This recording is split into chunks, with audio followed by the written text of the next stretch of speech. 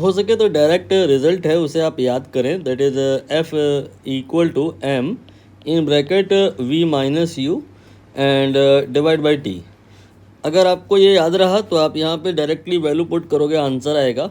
F का value आपने 6 रखना है, एम का वैल्यू 1 रखना है और वी का वैल्यू क्वेश्चन में बोला है 30 रखना है और यू बॉडी शुरुआत में रेस्ट पे है और टी की वैल्यू यू 0 रखना है और टी निकालना है।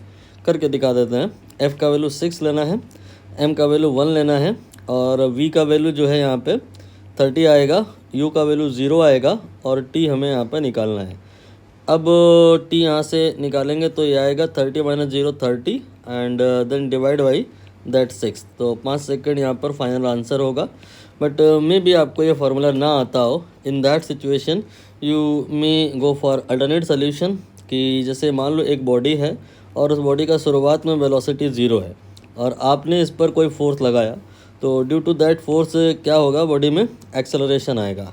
वो एक्सेलरेशन कितना होता है, that is F equal to A equal to F by M and यही एक्सेलरेशन जो होता है वो V minus U by T के बराबर होता है।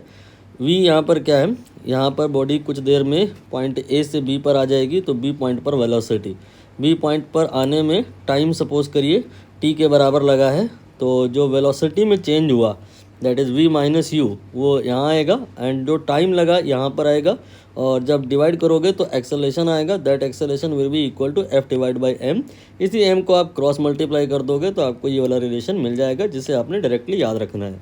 एक और तरीका हो सकता है कि न्यूटन ने बताया कि एफ जो होता है वो delta P upon delta T होता है और पी जो होता है वो एम इंटू वी के बराबर होता है और मास यहाँ पे चेंज हो नहीं रहा है, कांस्टेंट है, तो डेल्टा के वो बाहर लिख लिया जाएगा, delta we by delta T हो जाएगा और डेल्टा वी की जगह पे हम वी माइनस यू रखेंगे। शुरुआत में टाइम 0 होता है, बाद में टी होता है, तो T minus 0 will be the value of T delta T, तो M V minus U upon T that will be the final expression for force. तो इतना यहाँ पर मेथड है इस क्वेश्चन को करने का, इसीलिए इस फॉर्मूले को याद रखना इतना इम्पोर्टेंट हो रहा है।